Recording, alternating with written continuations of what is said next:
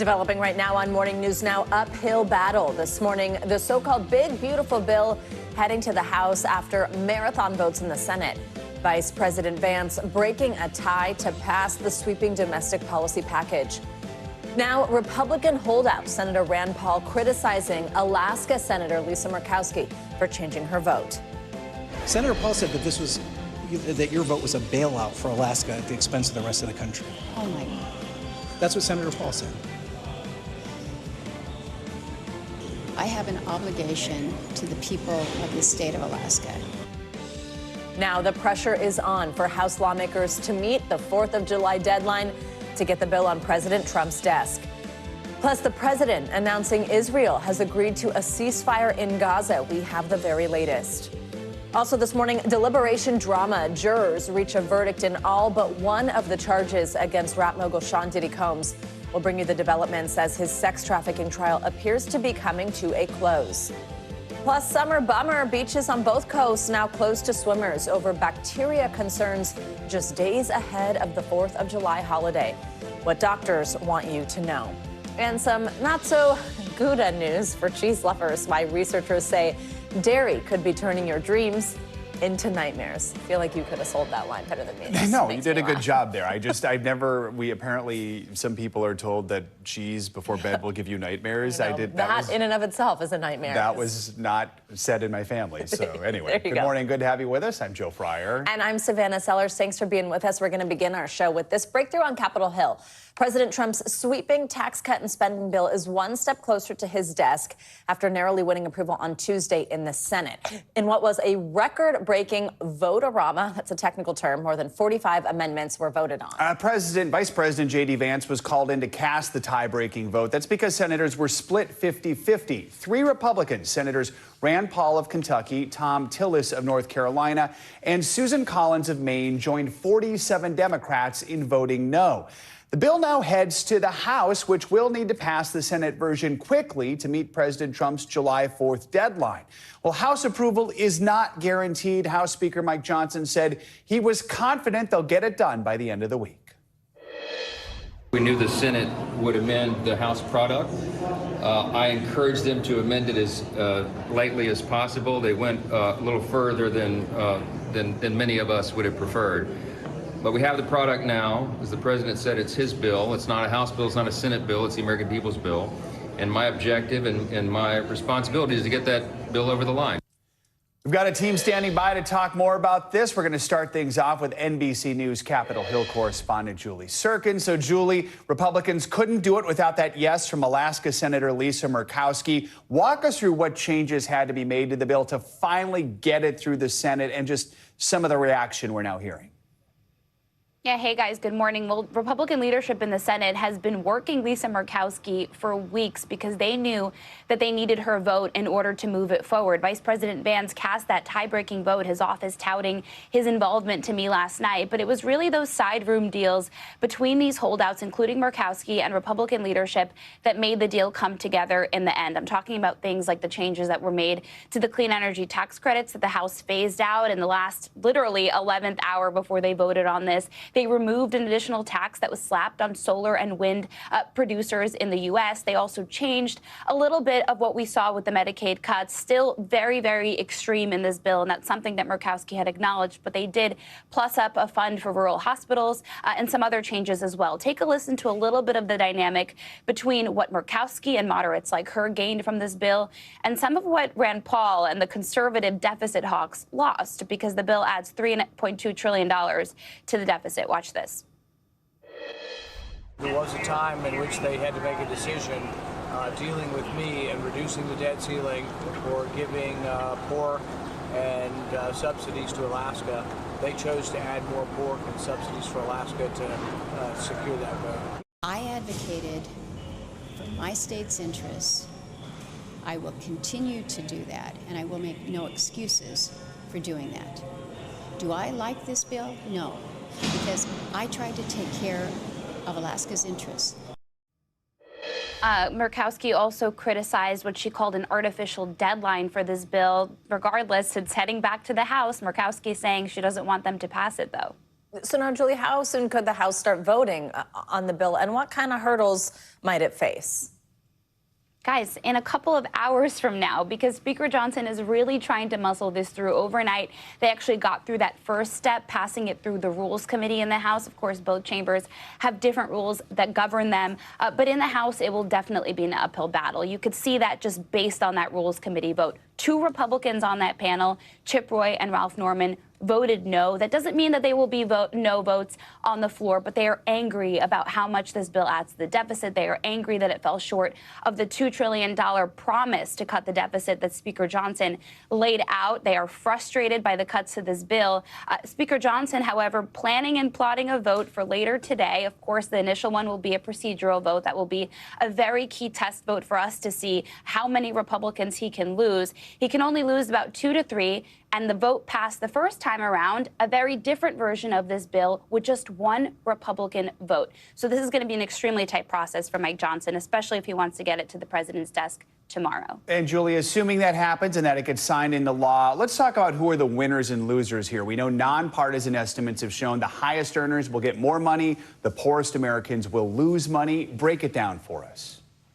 Yeah, and about 12 million people will be left uninsured, according to the Congressional Budget Office, which is a nonpartisan entity, even though Republicans are slamming it as partisan, saying that it's not really what the bill does. There are a couple of winners and losers, as you laid out. Of course, the uninsured Americans go into the losers column, but you've also seen some winners in the fossil fuel industry. You see that there on your screen. High-income households, also some middle-class income households, because, of course, this extends those 2017 tax cuts. You also have corporations that benefit from this bill. Remember, some Republicans at the 11th hour amendment vote tried to put a tax on high-income earners. That vote failed, which I thought was really interesting. But still, you have a bill that, of course, makes significant losses to, like I mentioned, those uninsured Americans, but also to the solar and wind energies, the clean energy producers, people that won out after the Inflation Reduction Act was passed and signed into law. People are now very nervous about how this could set the U.S. back in trying to be a leader in the renewable energy space.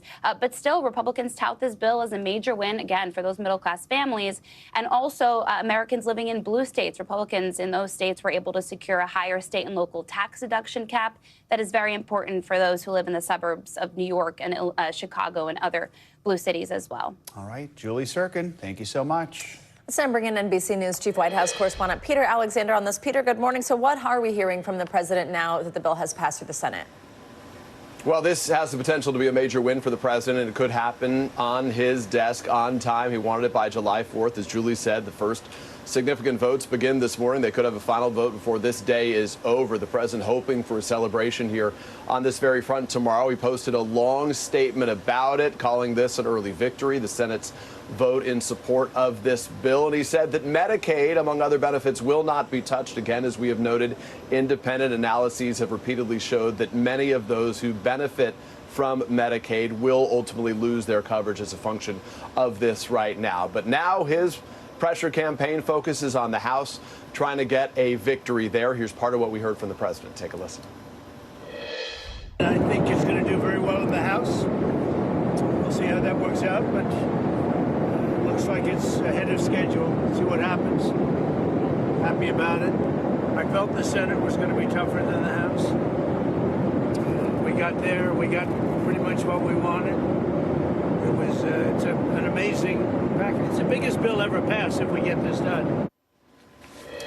As the president wrote to my GOP friends in the House, stay united. Bottom line here, Joe and Savannah, this is in many ways a political gamble, not just for the president, but certainly for lawmakers as well. One that Democrats have already made clear they hope to make the Republicans and the president pay for in the midterms, about 17 months away. It'll come quickly. All right, Peter, let's talk about the foreign policy front here. The president announced yesterday Israel has agreed to necessary conditions to finalize a 60-day ceasefire deal with Hamas. We know Israeli Prime Minister Benjamin Netanyahu is set to visit Washington next week.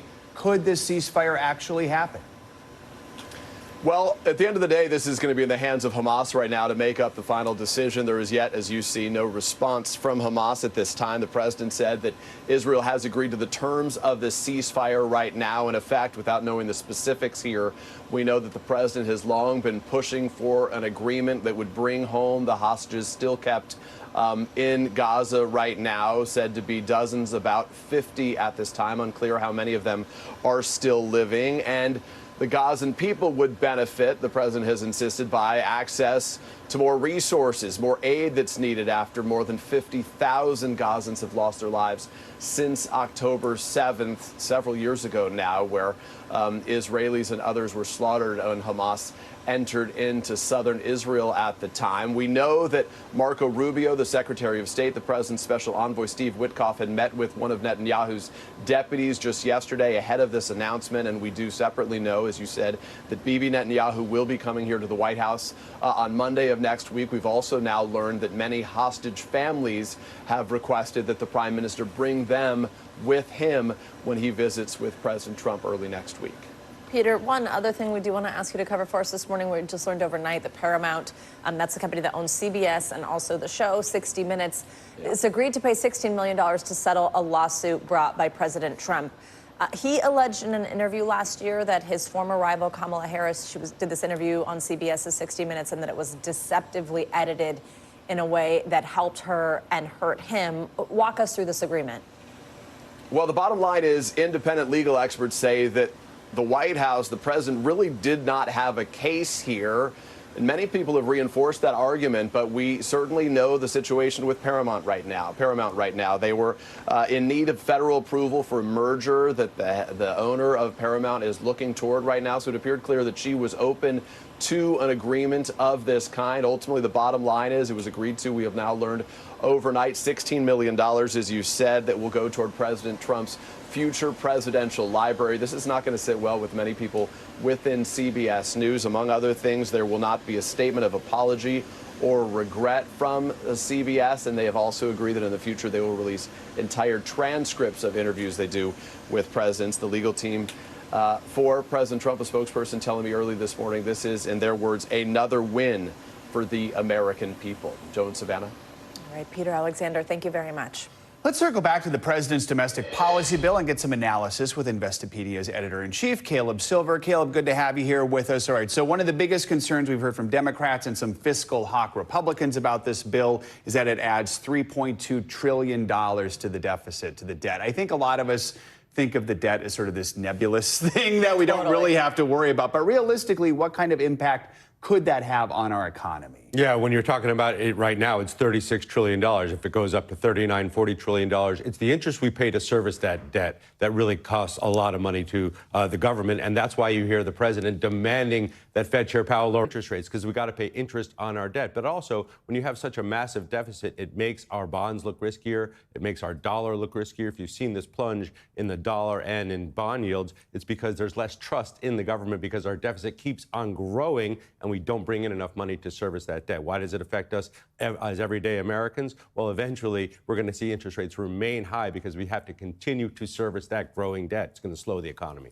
Just a minute ago when we were talking with Julie, we had some graphics up on the screen kind of showing the winners and the losers that come from this bill. Unsurprisingly, companies are cheering these big tax cuts, but what does it mean for lower income Americans? Yeah, well, they're not getting as big a break as wealthier Americans, especially wealthier Americans that own assets like stocks and real estate, because that SALT deduction, state and local real estate tax, that goes up to $40,000. That's helpful for people that own property. But if you look at what actually helps lower income Americans, there is the no taxes on tips up to a certain amount, up to $25,000, no taxes on overtime pay. But there's going to be cuts to Medicare, and that could affect, as the reporter said, some 12 million Americans, and also cuts to food stamps. So the food stamp program affects a lot of Americans. Child care tax credit rises a little bit, but most of the benefits do favor the wealthy in this bill.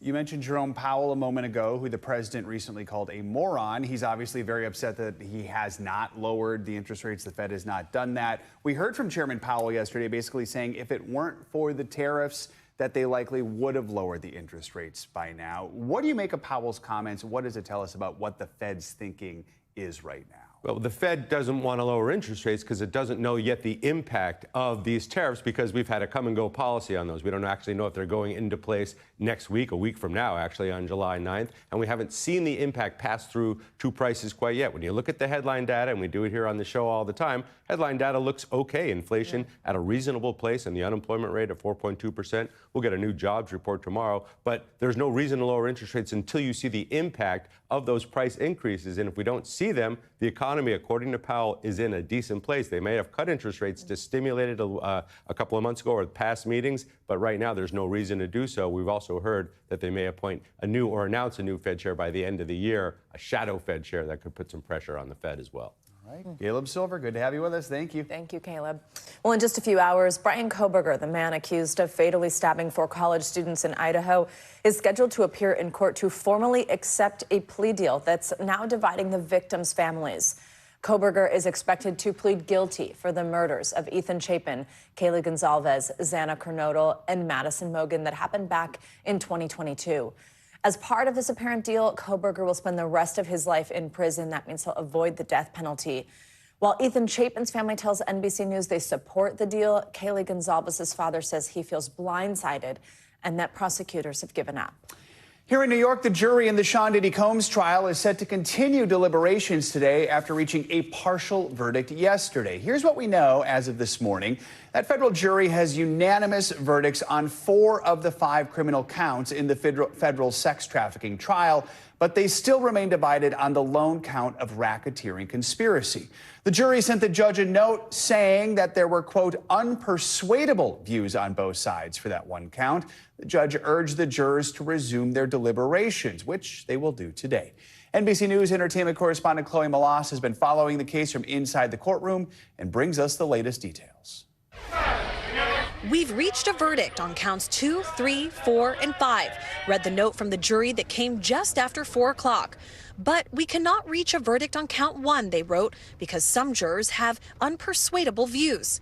That means they've reached a unanimous decision on whether Sean Diddy Combs is guilty of sex trafficking and transportation to engage in prostitution.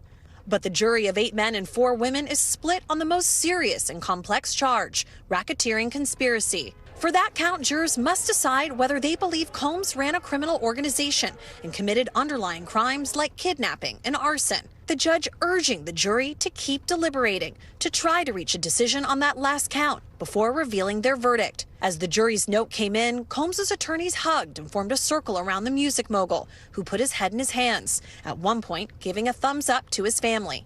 During the 7-week trial, prosecutors alleged that the music mogul ran a criminal enterprise and used power, violence, and fear to get what he wanted. Calling 34 witnesses, including 2 of Combs' former girlfriends, Cassie Ventura and another known only as Jane. Combs opting not to testify, his defense team calling no witnesses, telling the jury that the claims against Combs were badly exaggerated and that physical abuse and love of baby oil are not federal crimes. Chloe Malas, NBC News, New York. Well, we have NBC News legal analyst Angela Senadella joining us for more on the case. Angela, good morning. Thanks so much for being here. So let's start, of course, with this jury note that we just heard about there, saying that they have these unpersuadable views on one of these charges. Give us some details on what you're taking away from this information. The fact that we do have this decision on these other counts, any inkling what that may be, given the landscape of this and what might happen with that one count? Yeah, so I think that means that it is most likely that those counts 2 through 5 are guilty verdicts, right? Maybe not all of them. It's possible they could split. It's possible they believe one victim's testimony, like Cassie's, but maybe didn't believe the others. Because remember, the defense here was that these women were greedy and that all these acts were consensual. So they could definitely split on those. But the reason why I think there is at least some guilty verdict is because the government was alleging that was the point of the whole conspiracy, that was the end goal, that those were the bad acts that were being committed. But the RICO charge, the racketeering charge, which is count 1, and that's the one that they have unpersuadable views on at this point, is the system. So the government was alleging there's a whole system and a process in place to do these bad acts. And so if they're trying to get to the system and decide, is there really a system or not, it is likely they do think those bad acts happen, if that makes sense. Yeah, it totally does. Let's talk more about that racketeering conspiracy. As a federal law, it was originally meant to go after like organized crime. So we think about things like the mafia, but it's being used much more widely by prosecutors. What do you think could be about that is making it so complicated for the jurors to try and decide on that one? So I actually think what makes it very complicated is that the jurors and everybody does associate it with the mob. So with the mob, classically, there's a hierarchical structure, and every single person in that structure knows exactly what the point of it is, right? It's not actually trucking, it is to commit illegal crimes. But when we think about Diddy, we all know he is also this global superstar, and that this industry around him, this entourage, these people, were also part of that global superstar industry. Now, that said, the definition of racketeering does not require all of the business to be illegitimate. It's possible to have legitimate and illegitimate, but that's very confusing to the jury. Absolutely. Okay, so jury's been at it for a little over 13 hours. Yesterday, the judge, our viewers may have heard this term Allen charge being thrown around, sort of like a modified Allen charge, basically said, you got to go back and keep working on it. How many times, how long does the judge keep doing that before they just take what they've got on these other charges? So like most of these things, it's up to the judge's discretion, right? But traditionally, it's not more than like one more time. And this is why. It's because the judge can really encourage and empower. And that's what he's doing. He's saying, guys, you got this. You can do it. You can come to a decision. But they cannot force one at all. And if they do that, that does infringe upon the defendant's right to a fair trial, right? So the more that the judge tries to force a verdict, that means that then the defense has more grounds for possible appeal. So he's likely going to encourage them again, but maybe not many more times. He doesn't want to He doesn't want to tell them too many times. Yeah, exactly. Really good information. Angela, thank you so much. Let's take a look outside here in New York, where it's a little bit overcast. We've seen some light rain to start the day, but looks like things are going to clear up later on, most importantly by the 4th of July as the storm system moves south this morning. Yesterday we saw less light rain, which was the same hour that I was outside, so that was fun. Angie Lassman, good morning. What do we got for the weekend? Oh, did somebody not bring their umbrella yesterday like I mentioned, Savannah?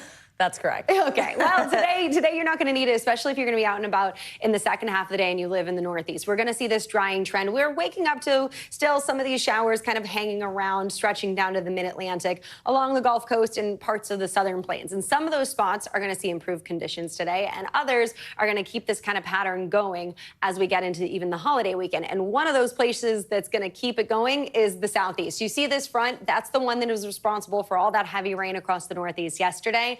And leaving us unsettled at points farther south. And today, it's working a little farther to the east and south, eventually offshore the farther north you go, but still leaving us with the potential for some of this heavy rain across parts of the coastal mid-Atlantic region and down through the southeast and along the Gulf Coast. That is going to be out of the picture here as we get into tomorrow, but notice what's right behind it, this next front that's going to leave us with a couple of showers that we have to deal with. They'll be widely scattered across parts of the Northeast, but something to note for your Thursday. When it comes to the delays and the travel issues that we saw a whole lot of yesterday, they're going to be less so today. We do have a couple spots specifically across the state of Florida and the East Coast where you could see maybe some iffy conditions and potentially some delays. But even as we get into tomorrow, those are going to be confined really to essentially Florida and parts of the Southeast, maybe a couple of showers being impacting the travel across New York and the Great Lakes. But really, the weather looks pretty good by all standards when we look at the big picture for 4th of July specifically. Notice all the sunshine on the map. We've got it in Boston, New York, Washington will be in the 80s in all of those locations.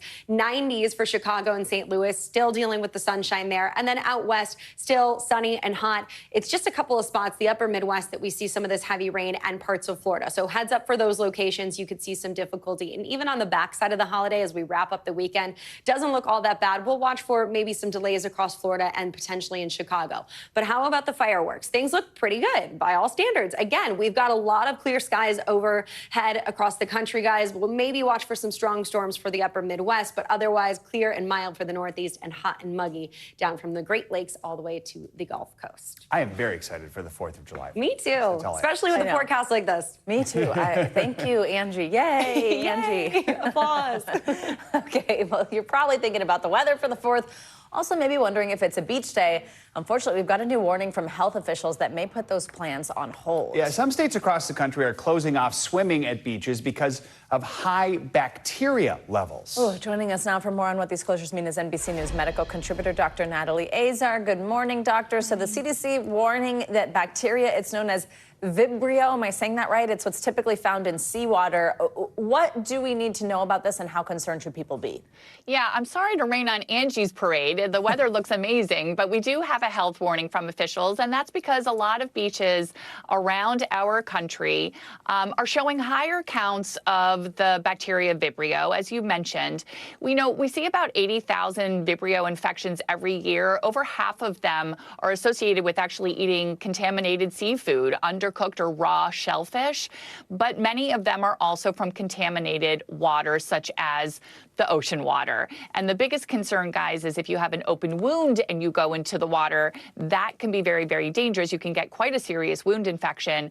If you eat food that's contaminated with Vibrio, you can get quite sick with a significant gastrointestinal illness, nausea, diarrhea, vomiting, and that sort of thing. So you need to be on alert and make sure you're listening to local officials about what beaches are affected. Yeah, so who is most at risk for actually being infected by this bacteria? You know, Joe, it's the groups that we normally talk about. So people who are immunocompromised are at greater risk. And as I mentioned, it is something to be aware of if you do have an open wound. Maybe you just had surgery and there's a scar or a wound that's healing. Even drippings from raw or undercooked seafood can contaminate those wounds. Anyone can get infected with Vibrio at any time. If you eat something, if you or I eats oysters, for example, are one of the biggest culprits, we can get sick with the Vibrio gastroenteritis. Dr. Earhart, as we mentioned, several states have closed off swimming at beaches because of this. What can people do to stay safe if they're still planning to hit the beach this weekend, or if they're just like, maybe their beach isn't on this list, but they're hearing this and they're concerned? Yeah, look, I mean, if your beach is not on the list, you can feel pretty assured that you can go and swim in the water, again, not with an open wound or any sort of open area on the skin that is healing. If you are planning on eating, is a really, really obviously, as we get into the summer, a lot of people enjoy, seafood. You need to make sure that, especially with oysters, that they are cooked to 145 degrees Fahrenheit for at least 15 seconds. Make sure that the oysters you're getting are from a reputable source. Good advice. Great advice. Dr. Earhart, thank you so much. Much more to come here on Morning News Now. Later this hour, holiday getaway. Millions of Americans heading out of town for the 4th of July. We will show you some of the top travel destinations and share some tips for anyone planning a very last minute trip. Up first, though, after the break, an NBC News exclusive, the undercover sting cracking down on America's drug crisis. Stay with us. That's next. We are back with an exclusive look inside a major operation by the Drug Enforcement Administration. It's an undercover sting that led to the arrest of 2 Chinese nationals for their alleged role in America's fentanyl crisis. Prosecutors say they worked for a company that trafficked the raw materials used to make the deadly drug and get it into the U.S. Here's NBC News correspondent Stephanie Goss. Come to China. This was no friendly call. I'm looking up to make up to 50 to 55 kilos of the final products. It was a drug deal, according to federal prosecutors. The video exclusively obtained by NBC News. The executives worked for a Marvel Biotech, a China-based company that sold fentanyl precursors, the raw chemicals used to make the deadly drug.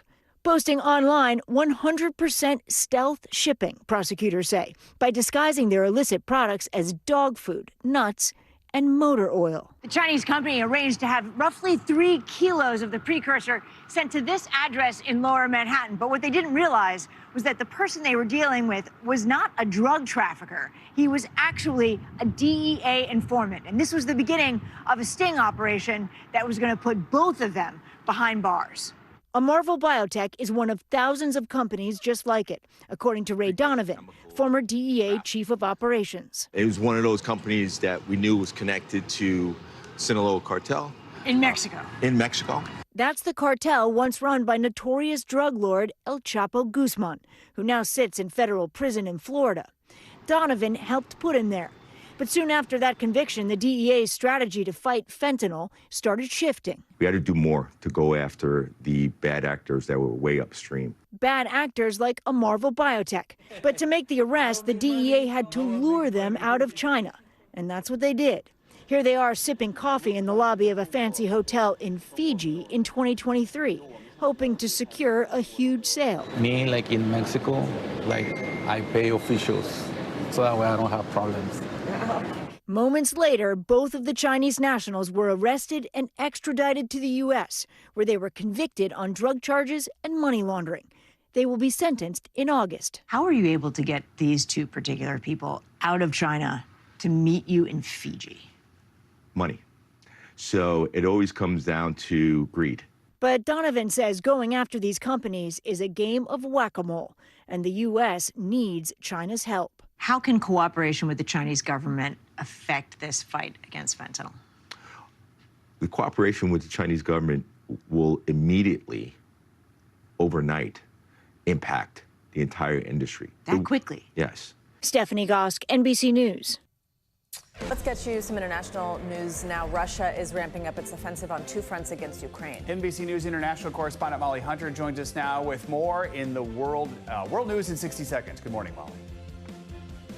Hey guys, good morning. The U.S. has halted some weapons shipments to Kyiv. The U.S., the White House said yesterday they are protecting America's interests first.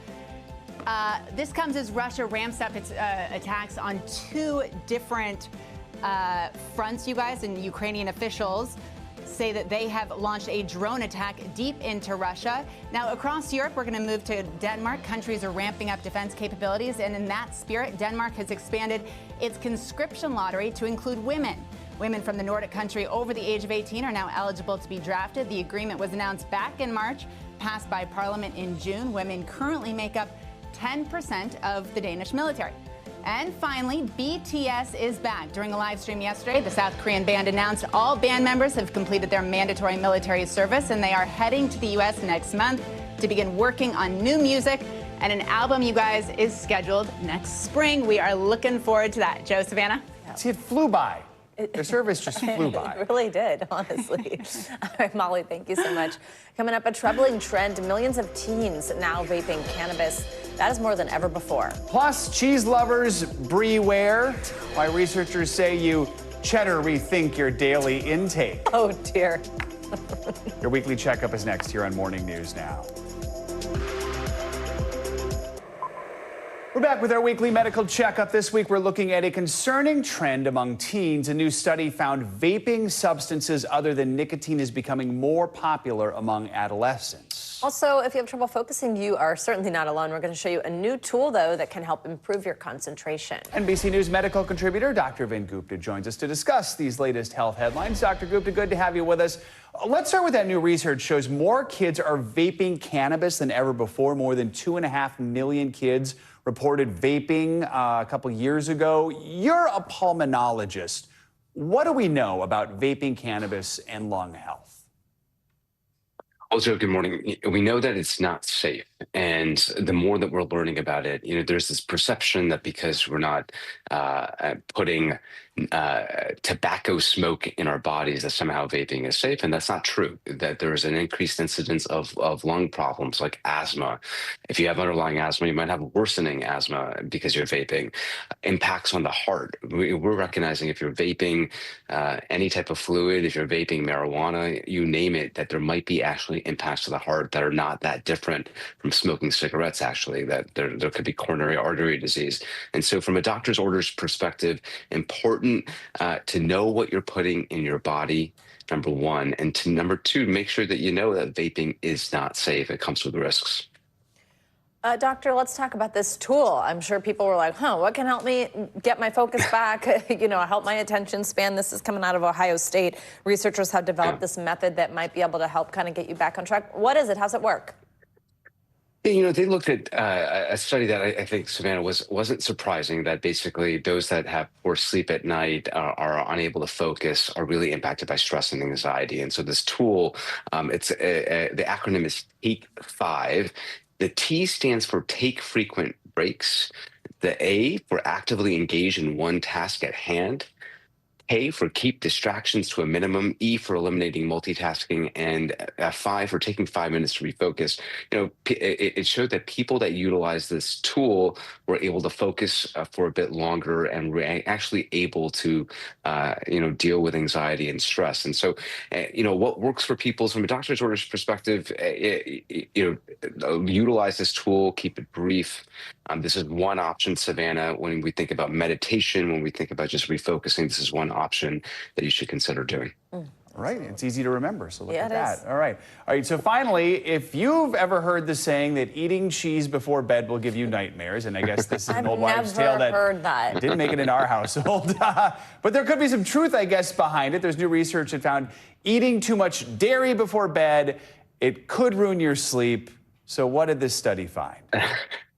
Yeah, Joe, it was an interesting study. It might track with people's lived experience, but the idea here was looked over 1,000 people and found that if you have a lot of cheese, for example, during the day, that might cause stomach pains, Joe. Resulting in that stomach pain might actually be the reason why some of these people that eat a lot of cheese during the day might be experiencing night terrors, nightmares at night, that there's that link there, which is interesting because ultimately of lactose intolerance. So, go figure, but important to keep in mind, if you're lactose intolerant, that actually might be precipitating or sleep, potentially nightmares. So what should you do about it? Again, know what you're putting in your body and try vegan alternatives if you're feeling like you're lactose intolerant. But I think the ultimate issue here is if you think you're lactose intolerant, there's things you can do to minimize that, like Lactaid and other milk alternatives. I feel like there's a whole horror franchise we've been missing out here with cheese nightmares. Cheese nightmares, and here's a picture. Doctor, had you heard that? Like that little phrase? No. Yeah. This is Okay, a cheddar monster hiding under your bed. No. I'm gonna start None of writing us it have heard of immediately. it. Whatever. All right. Thank you, Doctor. Great to see you. Coming up, vacation mode, the 4th of July getaway underway with millions of people expected to head out of town for the holiday weekend. We're going to look at the hottest destinations, and we'll give you some tips if you're planning a last-minute trip. This is Morning News Now. We are back with some news for bargain hunters. If you like saving while you shop, who doesn't? Cashback credit card offer rewards on everyday purchases.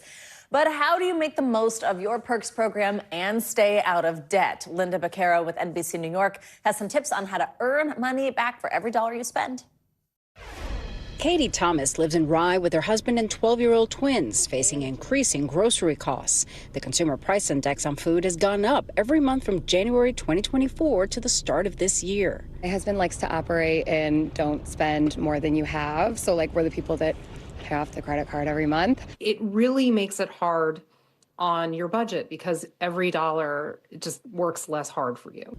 Sarah Rathner is a credit card expert with NerdWallet. Her suggestion to shoppers, leverage your credit cards. Use cashback reward offers to buffer against inflation. Earn some money back every time you buy things you were going to buy anyway. It's kind of like using a coupon every time you shop. I mean, we have one credit card that we use for everything. So let's do the math on how much Katie could get back with cash back from the grocery store. Well, she says she spends about $300 a week on groceries for her family. That adds up to a total of $15,600 a year. With the average cash back being about 3% on cards, that would add up to a total of $468 that she could get back at the end of the year. Now, the downside to this strategy, getting into debt with your credit cards. For that, Rathner has this suggestion. Thinking of your credit card like a debit card is a really great way to avoid getting into debt. You can pay your credit card bill multiple times throughout the month. You don't have to wait for the end of the month. If you're comfortable managing more than one credit card, you can look into other cashback perks. There are cards that earn 3 or 4% back at restaurants. There are cards that earn a base level of 2% cash back, so no matter where you use them, you're always earning. All right, our thanks to Linda Baccaro for that report. More money news now, starting with a costly class action verdict forcing Google to pay up. CNBC's Silvana Henao joins us with that and other Wall Street headlines. Silvana, good morning. Savannah, Joe, good morning to you. Yeah, so Google has been hit with a more than $300 million jury verdict in California, and that's for allegedly misusing customers' cell phone data. So the jury finding the company liable for sending and receiving information from Android devices without permission while they weren't being used. So the class action suit was filed on behalf of millions of California residents. Another group has filed a separate lawsuit bringing the same claims in 49 other states. Google plans to appeal. Meanwhile, X will now let AI bots write some community notes. So under a pilot program, the social network is releasing developer tools that will be limited to AI writing replies in a test mode. The notes will need approval so they can be released publicly. Now, once the AI written notes are active, they will be labeled as such for transparency. But for now, AI will only be allowed to offer replies on posts that have requested a community note. And the third and final season of Squid Game breaking records for Netflix. Over its first 3 days, the hit Korean series racking up more than 60 million views. That is a new high for the streaming service with more than 368 million hours viewed. Squid Game is already the 9th biggest non-English language season ever. Now, while this is the final season, director David Fincher has been rumored to be developing an English language remake for Netflix, guys. Oh, that's interesting. Yeah. That would be fun to see. All right. Really? Savannah. No, I don't want to watch it. I don't want to watch it. But I think some people would. I will never forget when the first one was out and how we were all like, oh my gosh, and Joe watched like an episode. I was like, what's wrong with you people? Nope. Not even. Nope. All right, Savannah, thank you so much. Well, the 4th of July holiday travel rush is underway. It is expected to be another record-smashing year on the roads and in the skies. It'll be just like Squid Game. AAA predicts more than 72 million Americans are expected to travel domestically between now and Sunday. So if you're heading out the door today or tomorrow, be prepared for bumper-to-bumper traffic at some spots and longer lines at the airports. For more on what to expect, we are joined by our friend, Going.com's travel expert, Katie Nastro. Katie, good morning. Thank you for joining us. Happy almost 4th. Happy almost 4th. Happy 4th of July week. Happy 4th of July week. Big travel moment I for love us. that. You're like looking. Here. We took the week off. I don't know. The traffic this morning was indicative of how it's going to be the rest of the week. So Okay, because there's so many. By the way, I'm loving like the sparkles on your eyes are giving you like summer. fireworks. It's the summer. You look adorable. Okay, 1.7 more people are expected to travel than last year. Is that the right stat? Walk us through just how busy it's going to be and where. You know, roads, skies. I'm on a train. Maybe you could throw in some info for me. What do you think? Yeah, so it's just think of this week outside of Thanksgiving and the winter holidays. This is the biggest travel moment. So it's going to be busy. You're going to see 2.4% more people traveling this year overall versus last year, and a whopping 7 million more people distributed across the roads, across the skies, across the other categories like buses and trains and whatnot. So, you know, if you're looking to get out ahead of time, today is going to be the busiest day. So if you can leave sooner rather than later, or, you know, AAA is estimating that traffic will be pretty hectic between 12 and 9 p.m. So you really want to try to get out really early or really late. Leave it at 10 p.m. Yeah, as well as that Sunday, that is expected to be the record-setting day for the 4th of July week. So if you can avoid it and, you know, work remotely on Monday, if you can, maybe reschedule your flight for Monday, that will be your best bet. It's supposed to be the busiest day out of this entire week-long period. For a lot of people, this is a 3 or 4 day weekend, so they can't maybe go super far away. But what are some of the top destinations? Yeah, a lot of domestic cities that have easy access to nature. So think cities like Seattle, like Denver, San Diego. You can explore up and down the coast. Starting in San Diego specifically, you can take the Amtrak all the way up the coast, and it is one of the most stunning scenes. As well as New York is another top destination. And then also because the 4th falls on a Friday this year, people are really looking to extend their PTO, and London actually tops the spot as a jumping off. Celebrate Independence Day in London. People are taking advantage of that built-in 3-day weekend and really making the most of their time, their given time off. So, you know, we are expecting people might fly to London, but then also take a budget carrier or even the train to Paris or elsewhere because it's so easy to get around there. Is your best tip that you should just try to travel on those off days?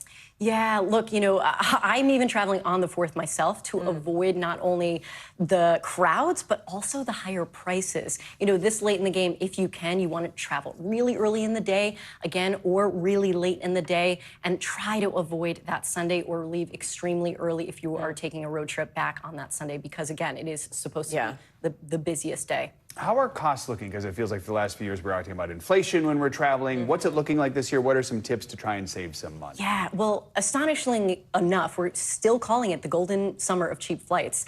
Average airfare is down 7% year over year. Yeah, we're seeing incredible deals even for late in the summer.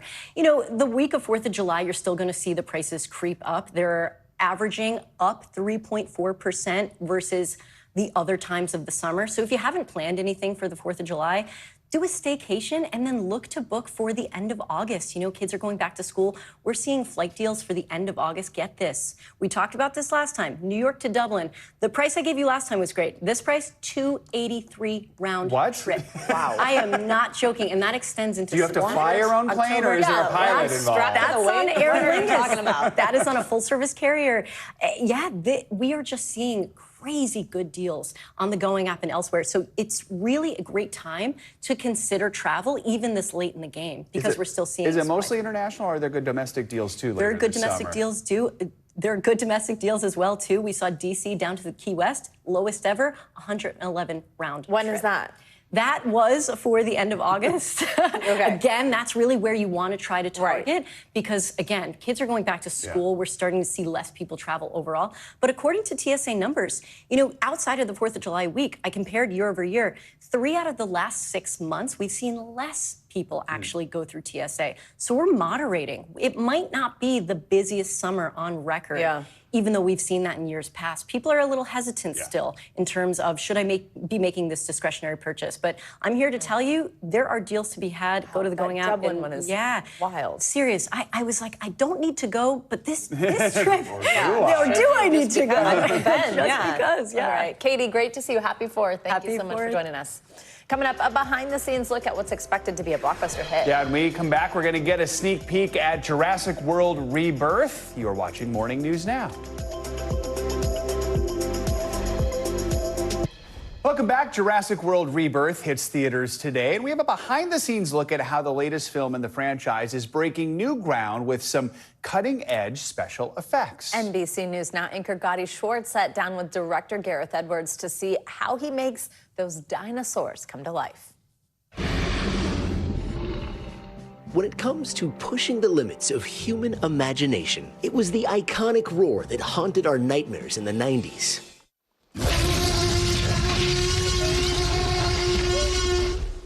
Since then, 3 decades and 5 sequels later, science fiction has become almost indistinguishable from reality.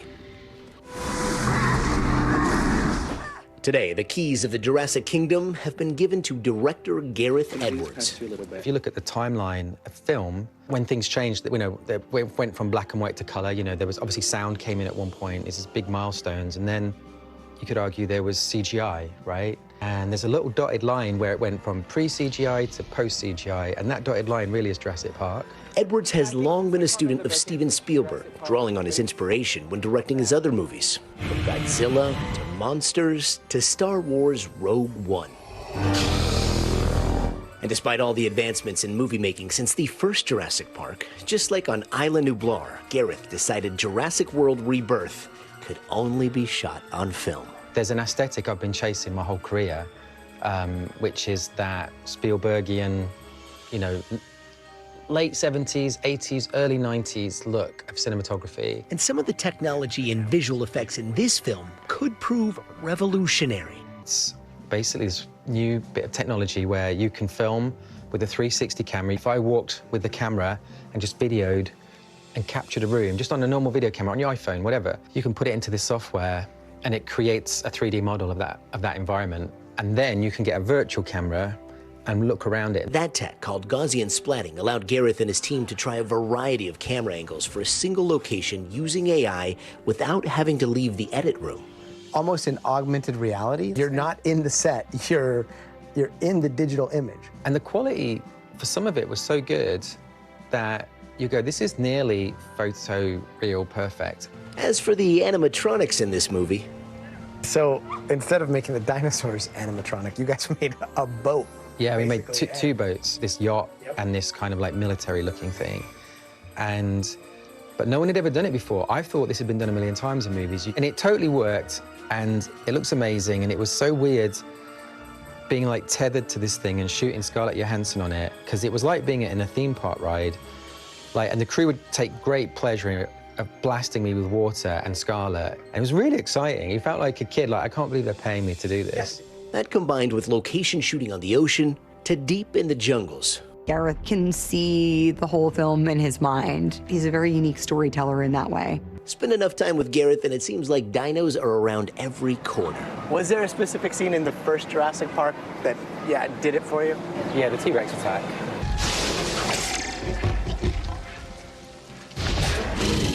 And even here in the heart of New York City, surprises are abound. The actors. What? What? I'm coming to see. Look at this. Randomly here. Holy shit. What? Oh my gosh, hi. Life finds a way of bringing us together to remember the giants who ruled the earth. Every time I see you guys, there's a dinosaur. Okay, that dinosaur on the plaza is so cool. Yeah, it's big. It's huge. It's like shocking. It's going to replace the 30 Rock Christmas tree later this year. Exactly. All right. It's going to do it for this hour of Morning News Now. Stay with us. The news continues right now.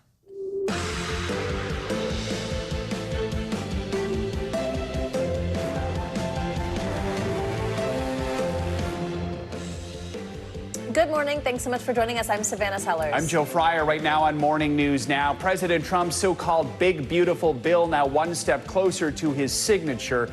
The massive spending package narrowly passing in the Senate after more than 24 hours of debate. But that's just a preamble to the uphill battle taking shape in the House. We'll take you to Washington. Also this morning, stunning developments in a pair of high-profile legal cases that have gripped America for months. Here in New York, jurors in the trial of rap mogul Sean Diddy Combs divided over one key charge while reaching a verdict on all the others. And in Idaho, accused killer Brian Kohberger due back in court this morning, expected to take a plea deal that would save him from the death penalty. We are covering it all. Plus some early fireworks plaguing travelers from coast to coast on this 4th of July weekend. A deluge of delays and cancellations lighting up some of the nation's busiest airports. All as Mother Nature soaks folks up and down the East Coast with a fresh batch of severe weather, adding fuel to that holiday havoc. Our Angie Lastman is standing by with your full weekend forecast in just a moment.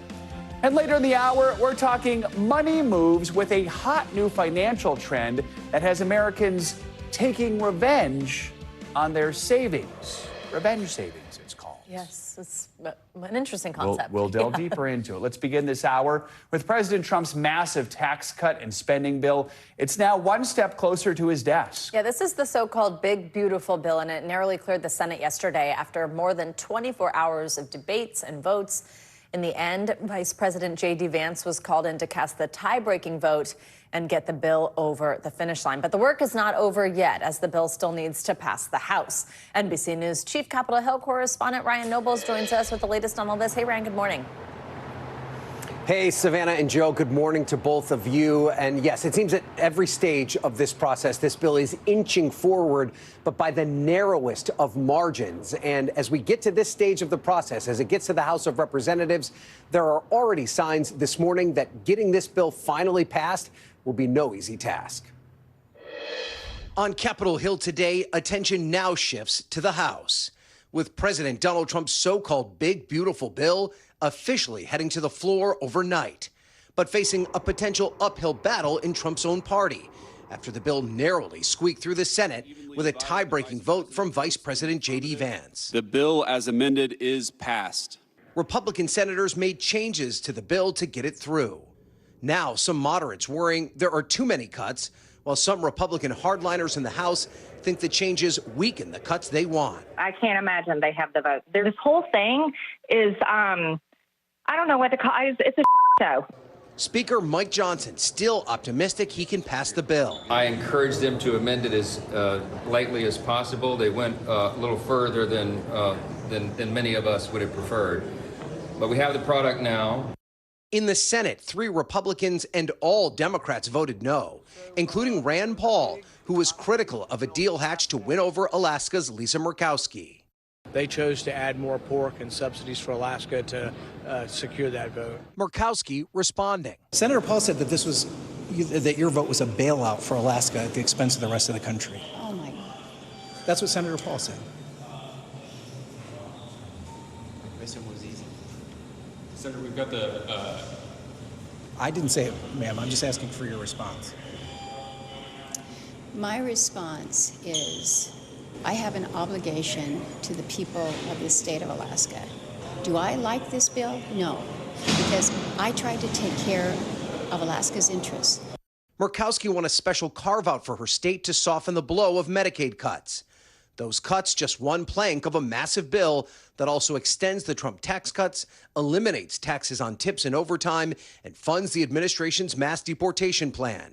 President Trump pushing the House to get to work quickly to get the bill to his desk. It's a great bill. There is something for everyone.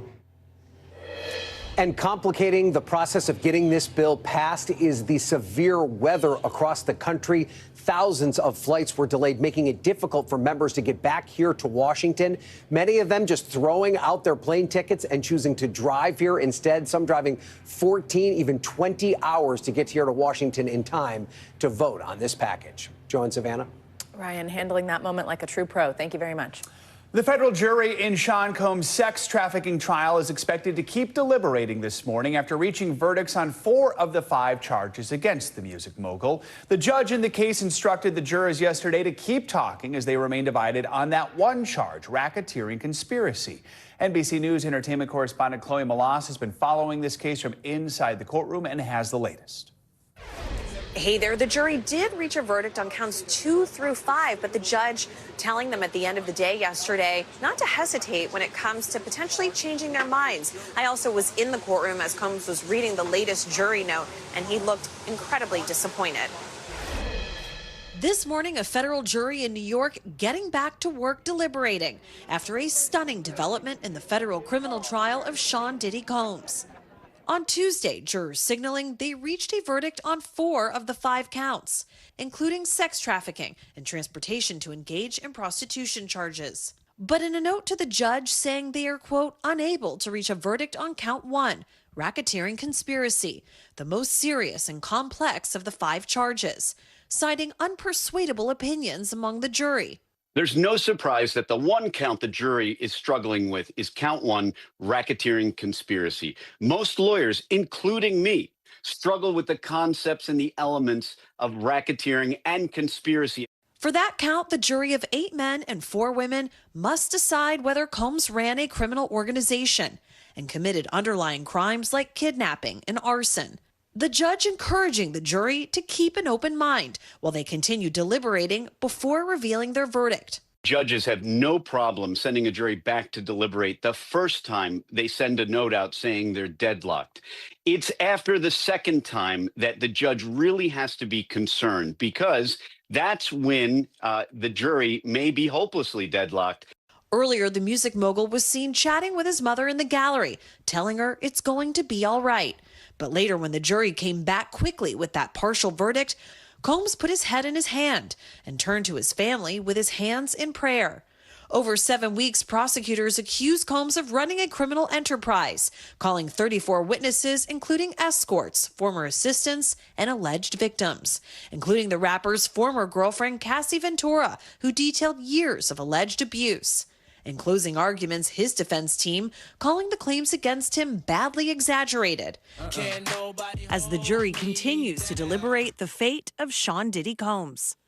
If the jury is unable to come to a unanimous decision today, the judge is going to give them the option to come back tomorrow. But remember, it is obviously the holiday weekend, and they may not want to deliberate on Thursday. And then in that case, they would return on Monday, July 7th. Guys? All right, Chloe, thank you. Let's bring in NBC News legal analyst Angela Sanadella for more on all this. Angela, thanks for being back with us. So what does it tell us? What's your expert opinion on the fact that 2 through 5, those counts are the ones that the jury has reached a verdict on? So look, counts 2 through 5 are these individual crimes that were pretty straightforward for the prosecution to prove. There was voluminous evidence we saw across 34 witnesses, and really the only questions the jury there has to answer was there fraud, force, fraud, or coercion really any time in convincing these women to have sexual relations with these prostitutes? And 2, did they ever transport prostitutes across state lines? Those are simple. Now, in order to get, though, to that count 1, to even consider that racketeering charge, they really have to come to an agreement on some guilt in counts 2 through 5. Otherwise, there's no point. Count 1 is really a question of, was this a man who was just committing bad acts in his spare time? Or was it a man who woke up every morning and really meticulously planned this huge organization for the purpose of committing those bad acts, counts 2 through 5? So I think we're going to see some level of a guilty verdict, whether or not it's 4 counts, 5, 3, or 2, but at least 1. We just heard Chloe report that Combs seemed disappointed, putting his head in his hands. He might be reading the tea leaves here as well. Right. But help us understand that this count 1, this racketeering charge, like, how big of a deal is that when it comes to just the full picture, the sentences he could serve if he's found guilty, even on just the 4? Yeah, so racketeering could carry with it up to a life in prison sentence, but frankly, so could sex trafficking. But here's the interesting thing about racketeering. The government is alleging that all of his businesses, all of his money was associated with these illegal profits, these illegal crimes.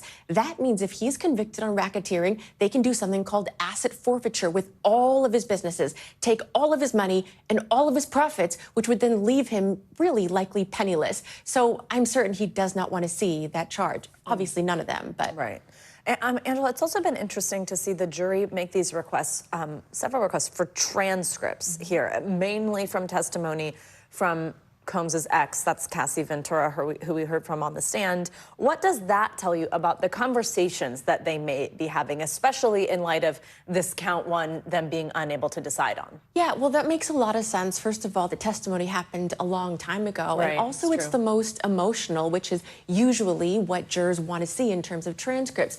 But I think that really has to do with them considering seriously and thoughtfully the defense strategy, which was what? It was all these women were consensually agreeing to this activity, and 2, that they just wanted money, that they were greedy. So then they have to go back after hearing that defense strategy in closing and repeatedly in cross. Well, when she testified, were those incidents really consensual? Was there greed involved? Or was there force, fraud, or coercion? Because again, you have to get to the force, fraud, or coercion, the sex trafficking, to even consider the racketeering conspiracy. Right. The judge reminded jurors to keep an open mind. We heard Danny Savalos there say something that you told us earlier this morning, which is he can really only send them back so many times, right? I mean, what's the timeline looking like here at this point? Well, look, I mean, I think Chloe really did lay it out there that it's most likely by the end of tomorrow, before the holiday weekend, we're going to get some verdict. But there's also the option that they could come back Monday. But again, that really depends on the jury. If the jury comes back multiple times and says, we are fully hung,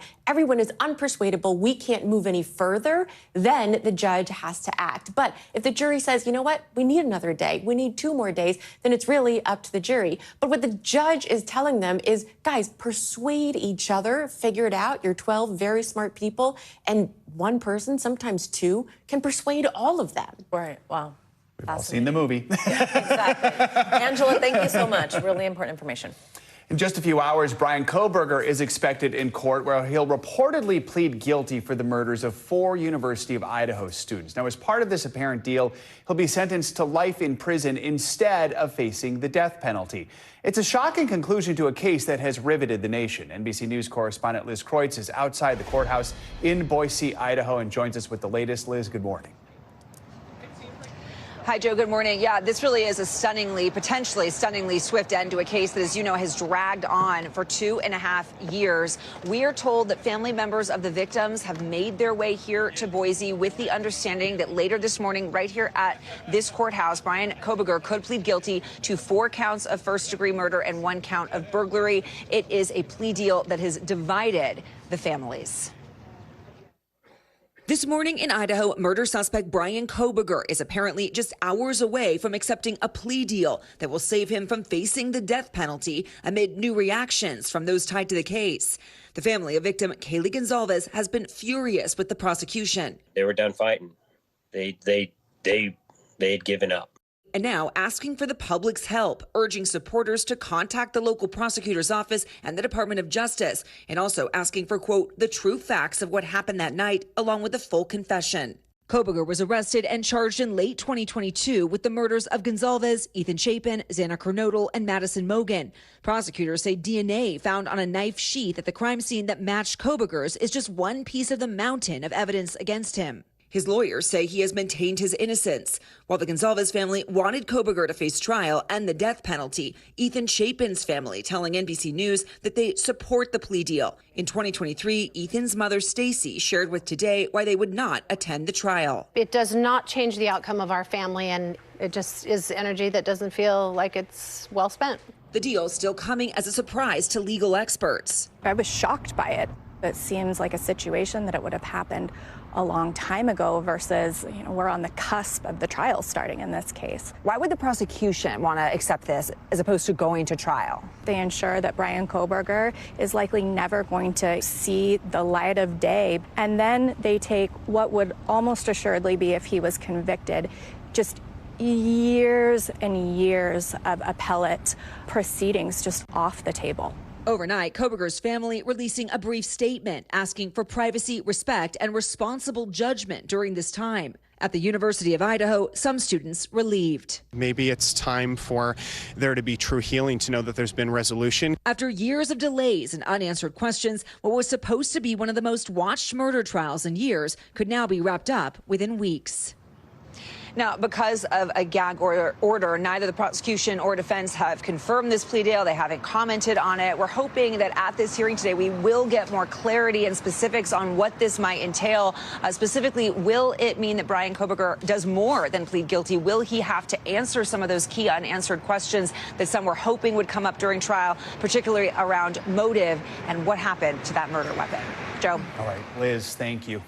Well, it's been nearly 2 weeks since a Massachusetts jury acquitted Karen Reed of the murder of her boyfriend in a case that gripped the nation. Now Reed's defense team is speaking out about the widely watched trials in their first in-depth interview since her acquittal. NBC News correspondent Amelia Earhart has the latest. Nearly 2 weeks after Karen Reed was acquitted of murder and manslaughter, two of her defense attorneys seen celebrating by her side, now opening up in their first TV sit-down with our Boston station. It was just overwhelming. David Yannetti was part of Reed's legal team both in the first trial that ended in a hung jury and the retrial. She was overcharged twice. I think the case was treated differently because of who the victim was. The victim, Reed's former boyfriend, Boston police officer John O'Keefe. At one point during the trial, the prosecution pointed to holes on the back of O'Keefe's sweatshirt as possible signs of a collision, as they tried to prove that Reed hit him with her car and left him to die following a drunken argument.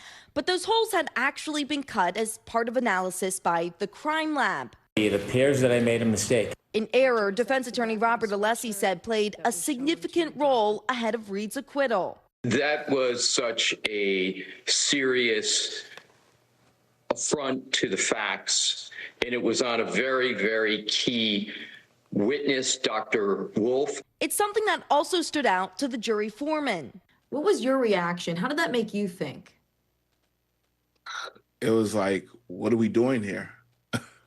Like, you're the prosecution. You should already know this. Reed was convicted of operating a vehicle under the influence, or OUI, a lesser charge that the defense pushed to add in the retrial. Maybe there was somebody on the jury that just didn't want to give straight not guilties across the board. The case shot Reed and her defense team into the national spotlight, drawing bands of supporters online and in person. Now, according to reports, the widely watched legal saga will be transformed into a scripted project. Variety writing that LBI Entertainment plans to develop an adaptation with crucial aspects of the story that have remained undisclosed to the public and exclusive access to Karen Reed as she navigates her new normal. Our thanks to Emily Earhart for that report. While Reed's lawyers declined to comment on whether they supported her making so many public statements throughout her first and second trials.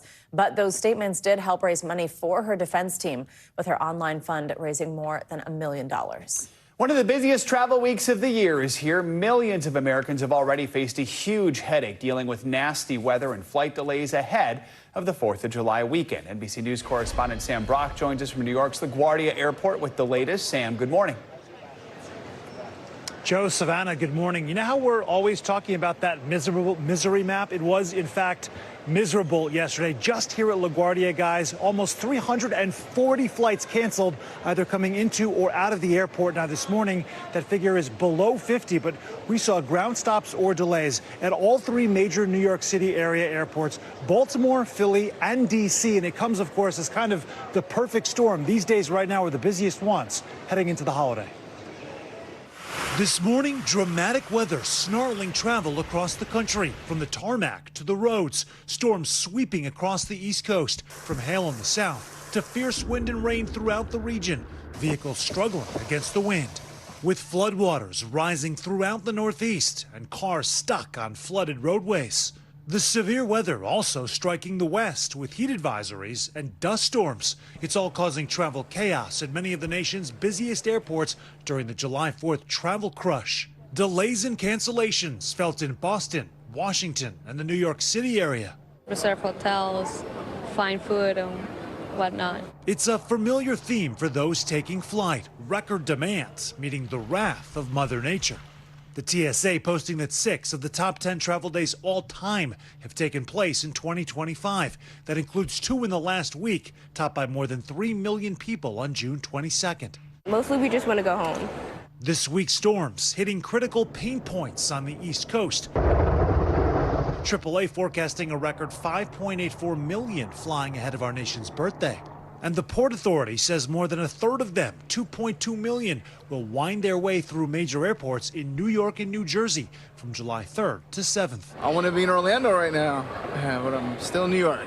And of course, it's a heavy driving holiday with tens of millions expecting to hit the road. Many now hoping to avoid those washouts that have stranded cars. But today, travelers with reason for optimism, with storms moving out and clearer skies expected. Welcome news for Americans getting ready to celebrate the 4th. Guys, in total, there were more than 8,000 delays into and out of airports across the United States yesterday. Today, that figure is around 1,000 to start. Now, Joe, Savannah, there's been this narrative that demand is up largely because flights are cheaper. But according to AAA, year over year for the July 4th holiday, it's actually up 4%, with the average domestic flight for July 4th, $810. You might say a pretty penny for those travels. Back to you guys. Kidding. All right. Thank you, Sam. Appreciate it. Well, while things are clearing out here in the Northeast, storms and possible flooding could disrupt holiday plans down in the South. Angie Lastman is here with what you can expect heading into the 4th. Angie, good morning. Hi there, guys. Good morning to you. Halfway through this work week and inching closer to the 4th of July, of course. And we, as you just heard Sam say, have had a bit of difficulty when it comes to weather getting to our destination. So here's what's going on right now. Improving conditions for parts of the Northeast. We've still got some of this rain lingering across the mid-Atlantic, stretching a little farther to the north.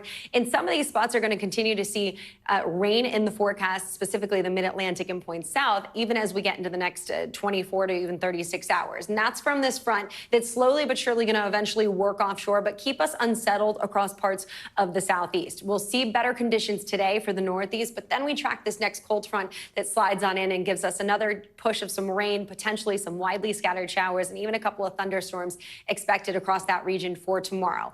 If you are already at your destination, and maybe it's a beach day for you, it does look good in some spots. We've got Long Island, Cape Cod looking pretty good temperature-wise. We've got some clouds to deal with, but we're not talking rain. Instead, places like the Jersey Shore, Ocean City, going to see some of those showers. Those will start to wrap up here as you get into the second half of the day. Not so much the farther south you go. From the Outer Banks to Jacksonville Beach, temperatures are pretty good, into the mid-80s, very summer-like. Water temperature is warm there as well, but dealing with the showers and potentially thunderstorms. And that goes for our our friends across the state of Florida. Not such a sunny place this afternoon with thunderstorms specifically for the second half of the day.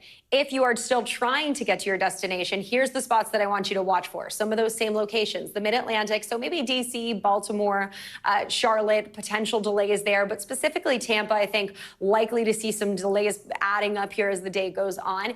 And really over the next couple of days, that's going to be kind of the area that we specifically watch. So the Sunshine State, Florida, sliding up into the southeast. We could still see some of those thunderstorms as we get into the afternoon hours each day. This is a look at 4th of July. So we do have some rain that we'll watch across parts of the upper Midwest too, but overall a pretty good forecast with temperatures into the 90s for Chicago, for Cincinnati, St. Louis into those low 90s as well. Upper 80s for Washington, D.C., mid 80s for New York, and even Boston. You're going to top out on 4th of July during the day at about 81 degrees. Lots of sunshine, only a couple of spots that we're going to have to deal with some of those showers. So pretty good forecast for 4th of July. As we wrap up the weekend, things still look pretty good. I'd watch Chicago. Maybe if you're flying in and out of, you guessed it, Florida or the Gulf Coast, that's going to stay unsettled here even through the weekend. But your 4th of July fireworks forecast looks pretty good for almost everybody. We've got clear skies, mild conditions across the Northeast and the Great Lakes. Chicago will be 86 degrees by the time those firework displays start. And then we've got nice conditions out west, skies, clear skies there. It'll be hot and muggy, of course, across the middle of the country, and watching for a couple thunderstorms for the northern plains. All right. Quite a bit of clear skies, though. Yeah, we're happy about it. It's not bad for a summertime forecast. I know. Thank you. Thanks, Sandy. Happy 4th. One of the best-known televangelists of the 1980s, Jimmy Swaggart, has died at the age of 90. NBC News correspondent Ann Thompson has a look back at his life, ministry, and the scandals that rocked his career. That the Lord is with us only. Televangelist Jimmy Swaggart may be best known for his confession. I have sinned against you, my Lord. The tearful plea in 1988 made national news when Swaggart was photographed with a prostitute in New Orleans. I call it sin. After building Jimmy Swaggart Ministries, thought then to be worth more than $140 million a year. Born in Louisiana, the son of a preacher, Swaggart would become a charismatic, get out of it, fire and brimstone televangelist. Cousins with rock and roll legend Jerry Lee Lewis and country singer Mickey Gilley. He spread his message on radio and TV, denouncing other religions, branding Catholicism as a false cult, claiming Jews suffered because they rejected Christ. At one point, his ministry, seen in more than 100 countries, took in $500,000 a day, giving him earthly pleasures, such as a private jet, the Lord is good, luxury cars, and a mansion. His confession parodied on Saturday Night Live. And I'm asking your forgiveness. Defrocked as a minister of the Assemblies of God, Swaggart was found again with a prostitute in 1991 in California. Forgive me. Diminished but determined, Swaggart continued to evangelize. His death announced by his son Donnie. Dad went home to be with the Lord. A man who preached about the evils of sin, but was all too human. Ann Thompson, NBC News. Well, there is much more to come on this hour of Morning News Now, including a popular money trend that has Americans taking revenge on their savings. First, after the break, an NBC News exclusive inside the bold new efforts to find Amelia Earhart's aircraft, a mystery that has eluded investigators and historians for nearly a century. That's next. We are back with an NBC News exclusive surrounding one of the world's most intriguing mysteries. Whatever happened to Amelia Earhart, who disappeared while trying to fly around the world in 1937? That was 88 years ago today. Well, today, Purdue University is announcing a new effort to find her plane based on evidence that Earhart may have crash-landed on a remote island in the South Pacific. NBC News senior correspondent Tom Costello joins us with more on this one. So interesting. Tom, good morning. Yeah, this is intriguing. You know, when you put all the clues together, Purdue University thinks there's a good chance it knows, or the experts know, where this plane is, or at least where it was, and they plan to start looking for it this fall. Amelia Earhart was a member of the Purdue faculty before she and her navigator left for their round-the-world flight back in 1937, and they disappeared on July 2nd, 1937, as Joe said, 88 years ago today. And the evidence suggests they may have survived a crash landing on a tiny, uninhabited island far from help. Amelia Earhart on a globe-girdling flight with navigator Fred Noonan. For 88 years, the world has wondered what happened to Amelia Earhart and her navigator Fred Noonan. In July 1937, they were over the Pacific on a round-the-world flight when they disappeared. An international search turned up nothing. But take a look at this satellite photo that's getting renewed attention. Is that the remains of Earhart's plane just peeking above the sand in a remote island lagoon? It satisfies all the criteria. It's just the right size. It appears to have the right composition. It appears to be metallic, shiny. Richard Pettigrew is the archaeologist who took the evidence to Purdue University. And here's what's fascinating. The satellite photo was snapped in 2015, a year after a massive tropical storm shifted the sand, potentially revealing the plane. Photos taken since 2015 show the sand moving back in again, covering whatever was there.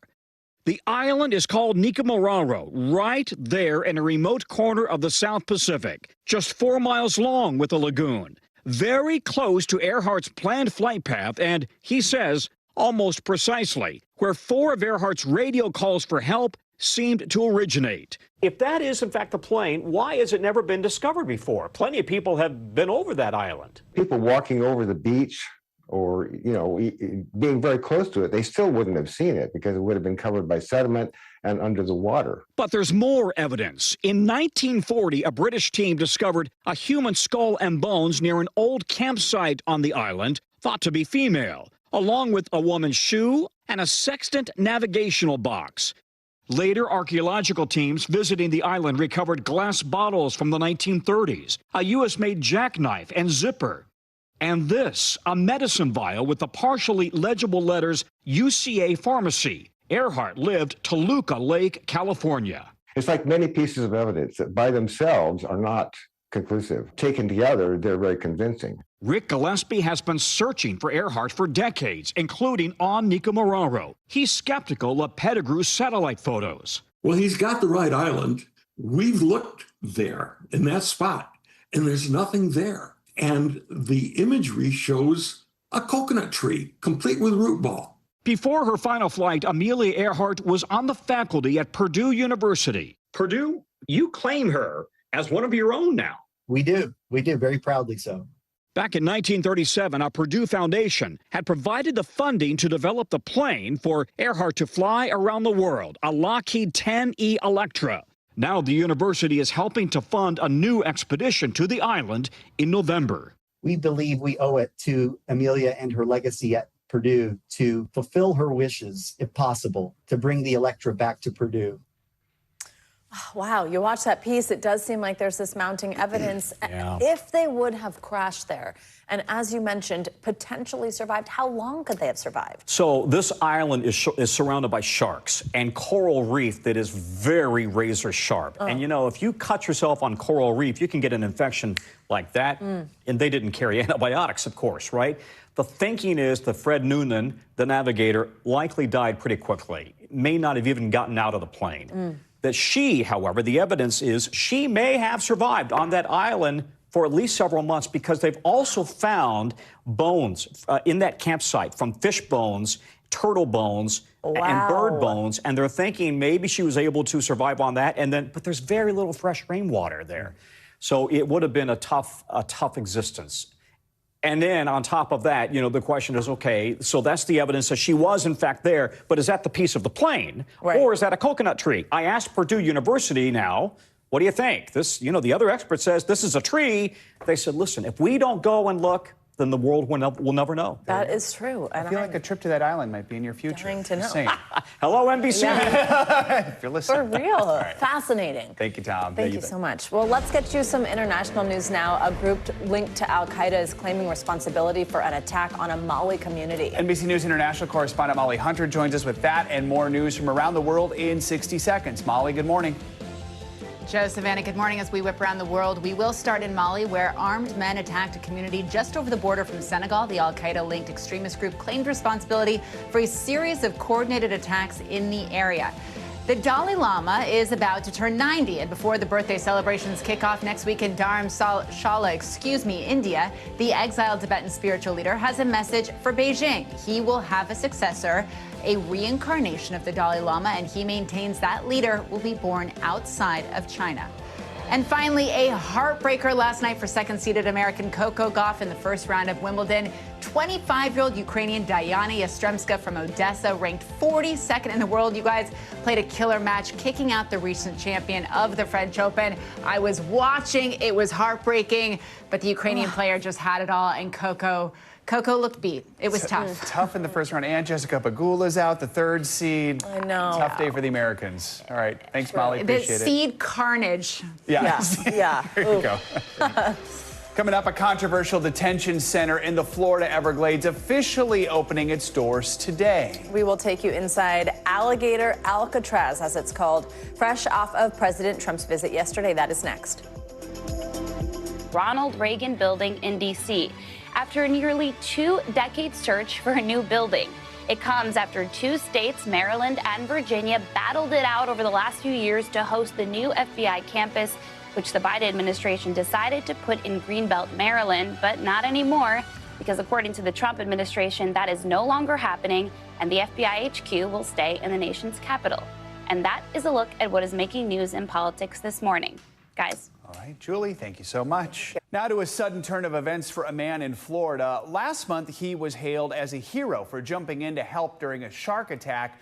Now he's in ICE custody. Reporter Madison Zaleski from our Fort Myers affiliate explained. From one side, he was a hero, and now he's a bad guy. You know, it kind of put me in shock. A man who put himself in danger to help a little girl during a shark attack in Boca Grande is now facing deportation. Luis Alvarez was one of 3 men who rushed into the bloody waters to help 9-year-old Leah Lendell. He jumped on the water to take the shark out of his hands. Yeah. So he blinked, take him out of the water. Reynal Lugo, who also helped in the rescue, told us Alvarez was the first one to jump into the water to scare off the shark. I talked to him after that. Even we laughed about the fact that we didn't think about what's going to happen to us. We act. So he's just that kind of person. Body cam footage shows the 3 men, including Alvarez, standing next to the water as EMS treated Leah. You guys put the towel on and stuff? Yes, we put the towel on. Okay, very good.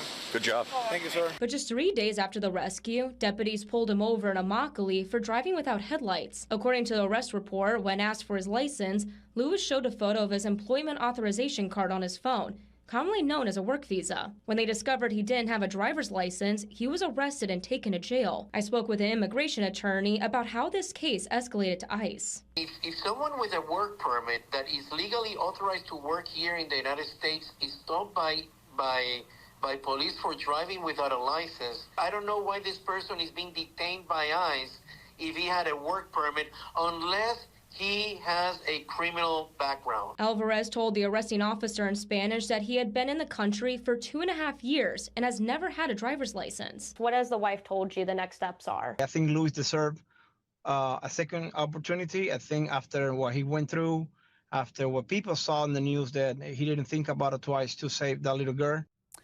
Our thanks to Madison Zaleski for that report. The man's family is now seeking guidance from an immigration lawyer. He is scheduled to appear in court next week. Coming up, we are watching your wallet with a look at how a hot new money move called revenge saving works. Why more and more Americans are tightening their belts when it comes to big purchases and looking toward the future. That's next on Morning News Now. We're back with a look at the rise of something called revenge saving. It is a new financial trend that's fueled by anxiety over the future of things like the economy and tariffs. Experts say Americans are tightening their belts to help deal with some of that economic uncertainty. So we're seeing some of this play out in things like the No Buy 2025 challenge. Those are going viral on TikTok, where consumers are pledging to pare back spending and start building up that emergency fund. For more, let's bring in CNBC senior personal finance correspondent Sharon Epperson. Sharon, always good to have you with us. Some people are crediting TikTok. I credit you because you've been telling everyone to do these things for so long. What does the data tell us about how Americans might be changing some of their saving and spending habits? Well, we're actually seeing it in the data. We're seeing seeing more Americans are increasing their saving rate, and we're seeing that in government data, and we're seeing that in other surveys as well. In fact, there was a Vanguard survey that came out just recently that said 71% of Americans are saying that they want to shift their savings approach, focus on emergency savings, and have more flexibility. We mentioned a little bit of this, but just walk us through the things that are causing financial anxiety right now that leads to something like saving becoming a TikTok trend. There are so many factors that are concerning to people. We're looking at uncertainty with policy changes. We're looking at fluid tariff negotiations. How much are prices going to rise? Inflation is higher interest rates for longer than many people expected. There's geopolitical issues, social unrest. There's so much uncertainty that people are looking for a way to kind of calm their fears. Easier said than done to save. So where are people pulling back, or how are they generating more money to save? What is it people are actually doing? People are definitely cutting back on spending, and they're setting limits for themselves, which I think is a great idea. You know, deciding how much you're going to actually give to your discretionary spending, setting that limit is what some of these challenges are all about. That means you're cutting back on subscriptions, you're maybe cutting back on travel, and you're putting that money that you're saving toward that you're not spending towards your savings. What are the benefits of having those reserves, especially for somebody who might be like, oh, but I can't touch that for so long. Why would I do that instead of have it now? Well, that's why they're focusing not just on long-term retirement savings, but on emergency savings. Setting aside 3 to 6 months worth of your expenses in the case of an emergency is what most financial advisors say that you should do, and some say maybe even longer. But all of doing that can really ease your financial well-being, because when you think about how much you stress about how am I going to pay this? How much is this going to cost? If you have that cash reserve, that can ease some of that pressure. 3 to 6 months. That's 3 to 6 months. All right. That is such Start with 1 month. advice. Do you even know how much 1 month it takes to run your household for 1 month? A lot of people don't even know that number. Start there. Don't let that 3 to 6 months, some people say a year, don't let that scare you. Just figure out how much it costs to run your life for 1 month. And you may be very surprised at what you find. This is like when my husband wants to sit down and do a spreadsheet and has to bribe me with wine, etc. to come to the table. You know, it's a tough conversation, but an important one. It's very important. Thank you, Sharon. Appreciate it. Sure. Well, more news for your wallet this morning. Let's start with a cyber attack. It's impacting millions of passengers who flew on one major airline. CNBC's Savannah now has that and some other money news with our Money Minute. Savannah, good morning. Hey, Joe. Hey, Savannah. Good morning to you. So Qantas says hackers broke into a database containing personal information of 6 million customers. The Australian airline says names, email addresses, phone numbers, birth dates, and frequent flyer numbers were accessed. Last week, the FBI said a cyber criminal group was targeting airlines, and Hawaiian and Canada's WestJet had already reported breaches. All right, consumers are planning to travel a lot more. A new report by Boston Consulting Group estimates spending on leisure travel will triple to $15 trillion by 2040. Emerging markets such as China, India, and Saudi Arabia are expected to drive much of the growth. Now, international leisure travel is forecast to more than triple to $1.4 trillion by 2040, with people increasingly booking last-minute trips and making experiences a top priority. And Amazon founder and chair Jeff Bezos selling nearly $740 million in shares late last month. That's according to an SEC filing. Now, the move is part of a set trading plan that was approved back in March. Bezos sold nearly $5 billion worth of Amazon stock last year.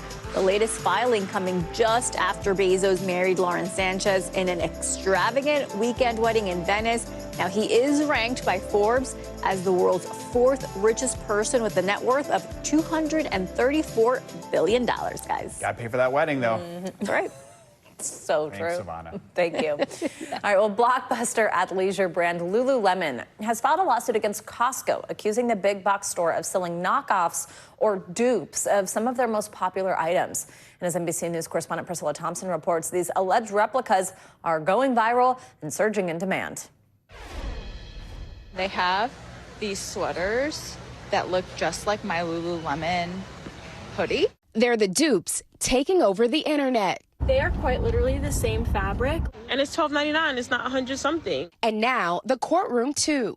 Lululemon is suing Costco, accusing the retail giant of unlawfully trading on its reputation, goodwill, and sweat equity by selling knockoffs of the brand's iconic activewear for a fraction of the price. Only $13.99. You could literally get 8 of them for the price of 1 on their website. These feel just like Lululemon Aligns without the $100 price. At issue, according to the suit, Lululemon's popular scuba hoodies, Define jackets, and ABC pants, which all retail for around $128. Check out this split screen. Costco's Danskin women's half zip sells for $7.97. Its Spider women's yoga jacket, $21.99. And these 5-pocket pants, $9.97. The suit even claiming a ripoff of Lululemon's trademark Tidewater teal hue. How strong is Lululemon's case?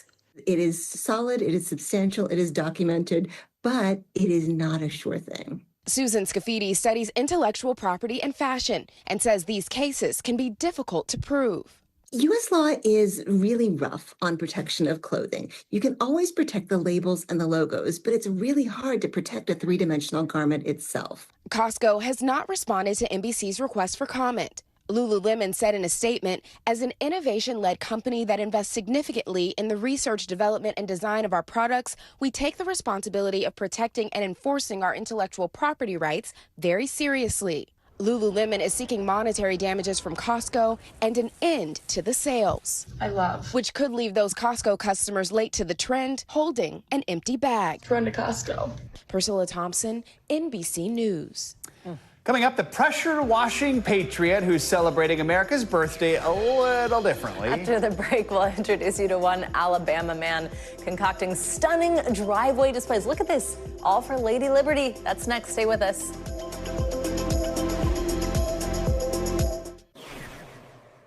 Welcome back. The Indiana Fever made history last night, even without their biggest star. So despite missing Caitlin Clark, who's been sidelined with an injury, the Indiana Fever took down the Minnesota Lynx 74-59 at the Target Center, winning their first ever Commissioner's Cup in-season tournament title. Natasha Howard led the way with 16 points and 12 rebounds, earning MVP honors as the Fever stormed back from an early 13-point deficit against the Lynx. And while she wasn't in uniform, Clark sat courtside cheering her teammates on, later posting "so proud" alongside celebration photos from the locker room. Oh, not exciting for them. Great to see they're doing so well with Caitlin on the sidelines. Right exactly, now, yeah. All right. Let's go now to Alabama, where a man is celebrating Independence Day in a big way, creating a patriotic art display in his driveway. Lisa Crane from our Central Alabama affiliate shows us just how he does it. For Ron Burkett, his concrete driveway is his canvas. A pressure washer is his brush, and dirt his palette. This took about 20 hours, spread out over 6 days. Wow. It was so hot, I would just work a few hours each day. This 85-foot-tall Statue of Liberty is his latest masterpiece, one that he's particularly proud of. It's one of my favorite holidays. I love to celebrate our country. Creating this work of art took patience and skill. The hardest part was actually probably this section right here with the face and the arm, and just getting the detail and the proportion right here so that it's recognizable. And technology helped. I used my drone. I could not do this without the drone, because what I will do is fly the drone above me, like right now, and actually watch myself down here, and then I can see the whole picture, and I make reference points with the sidewalk chalk. Trying to keep the proportions correct in a massive project like this is a challenge. Burkett says he uses the expansion joints, even the cracks in the concrete, to help. Burkett says he's already gotten a lot of positive feedback on his mural. As for what's next? Once I clean this off, it will take about 3 years before the driveway to get dirty enough to do anything else. So I've got a period of time to come up with my next design.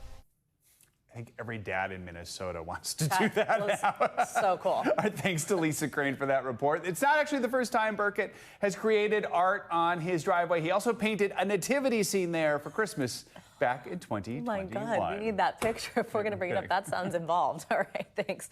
Well, let's end this hour with the unexpected moment. A Broadway star was interrupted by a special heckler during a live performance in New York, and the millions now praising how she kept the music going. Here's NBC News correspondent Amelia Earhart.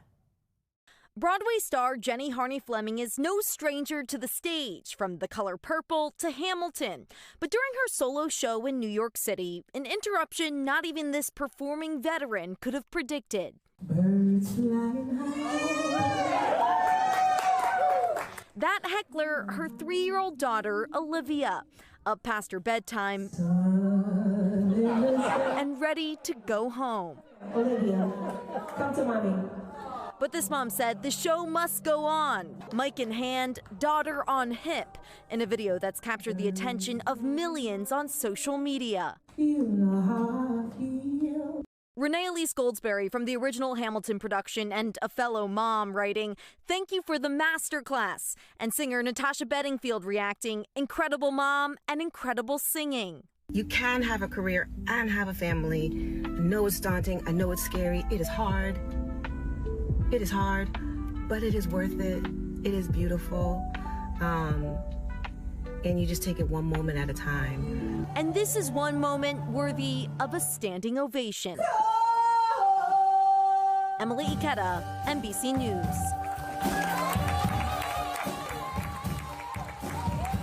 Love it. All right. Sing like that while holding. While holding the kid with one arm. All right, Amazing. that's going to do it for this hour of Morning News Now. Stay with us, though. The news continues right now.